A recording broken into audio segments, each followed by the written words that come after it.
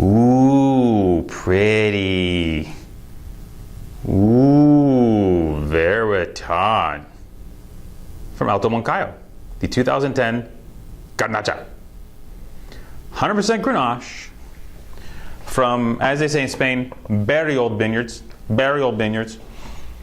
60 to 80, I think, for this wine. And it is made by the great Chris Ringland Wines, 100-point Barossa Shiraz.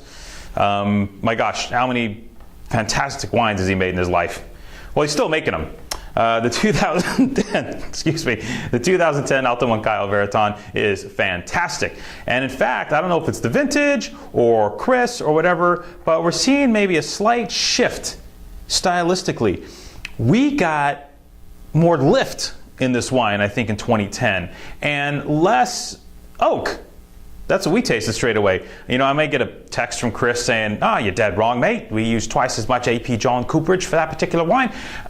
Okay, I get it. But to us, tasting it the other day, this wine tasted more like in line, more harmonious, but still rich. You know, one of the guys was saying, gosh, they must have picked this a lot earlier. You know, I don't think so, Tim.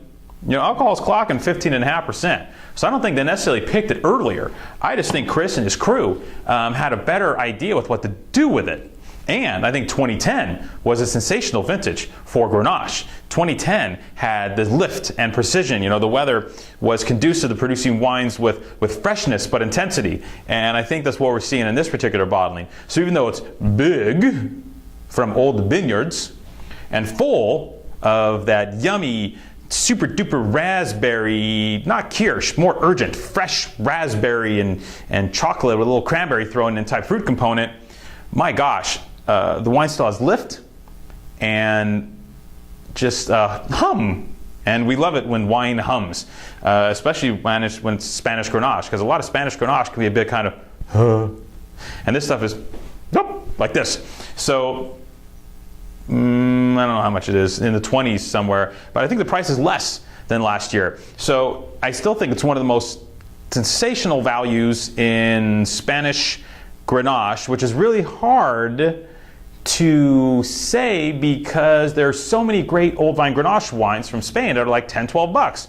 But even at, I don't know what this is, I'm guessing $25 or so, it is a sensational red wine value. Kudos to Mr. Ringland for putting together something that is super duper from bery old vineyards in the north of Spain. Campo de Borja, to be precise.